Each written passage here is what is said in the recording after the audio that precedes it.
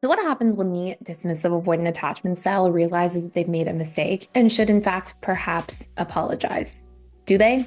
Or do they tend to shove things under the rug? Well, it depends. And we're going to cover exactly what it depends on in this particular video. So, what I like to think of this as is that generally, when it comes to a dismissive avoidant, they have three major stages when it comes to apologizing. Sometimes these stages are a little bit more challenging to recognize, which is a big part of why I wanted to make this video specifically, because some of these things might surprise you, but also might help you just navigate your relationship better. And this is also good learning for a dismissive avoidant themselves. As you know, somebody who's dismissive avoidant often doesn't like being vulnerable, and taking accountability and actually apologizing is a vulnerable thing to do. Okay. Like it or not, it tends to be kind of vulnerable for people. So this can obviously play a role in whether or not they do apologize.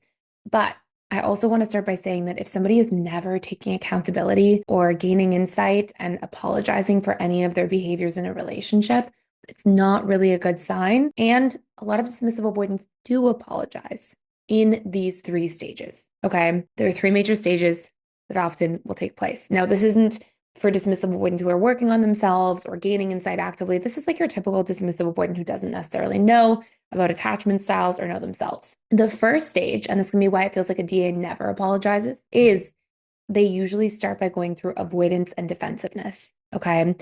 They will shut down, they will retreat, they'll kind of flee from situations to avoid having to continue a conversation or a disagreement because conflict feels unsafe to them. So generally what you'll see, and I don't mean physically unsafe, right? A lot of times conflict just means they feel emotionally unsafe. And so what you'll see is a dismissive avoidant in a relationship dynamic start to push somebody away, become defensive, avoid a situation, deflect, and really do whatever they can to make sure that they don't feel too vulnerable or put on the spot. Okay. And that's the first stage. And some people will be like, oh, this person never apologizes because you're only reading that first stage and not seeing the bigger picture. But then there's a second stage, and this is the processing stage. Now, if you know anything about dismissive avoidant attachment styles, you know dismissive avoidants tend to reflect later on because they're not good at processing emotional things on the spot. So a lot of times there will be, this original stage where they're avoiding and being defensive and pushing back. Then they'll go into this processing stage of sort of pulling away from the situation and coming back to a place where they feel emotionally safe or grounded. And then they'll reflect on their behavior and be like, oh yeah, I guess I kind of did this wrong, or I guess I should have done this differently. And in that particular stage, that's where they gain insight and have the ability to be accountable. And then we get to the third stage.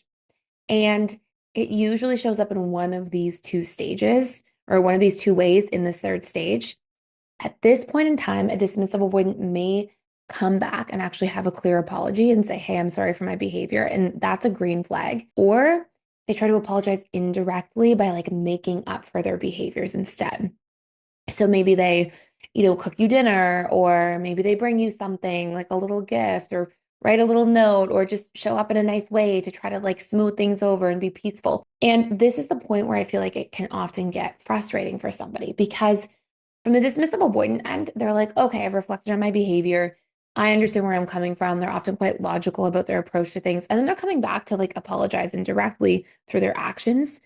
But I think so many people don't receive apologies through actions. They receive apologies through words and through actual accountability and acknowledgement.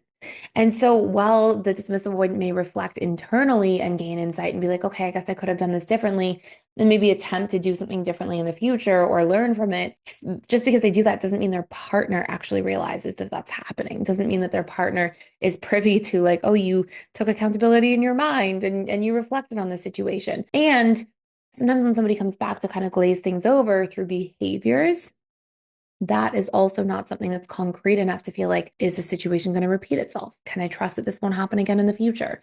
Where are we at in the grand scheme of everything here? And so often individuals on the receiving end of that can feel very frustrated and confused. If you're somebody who's truly interested in helping others while also securing financial freedom for your future, there is a limited time option to join our 50% off certified relationship coach program. And this is a 12-week program where you can create financial freedom, work from anywhere in the world, and truly make an impact on other individuals' lives by becoming a certified relationship coach in just 12 weeks. Throughout this entire 12 weeks, you will learn all of the tools that you need to discover somebody's attachment style and help them heal and change their attachment style if they are insecurely attached so that they can become secure and build the best relationships of their life.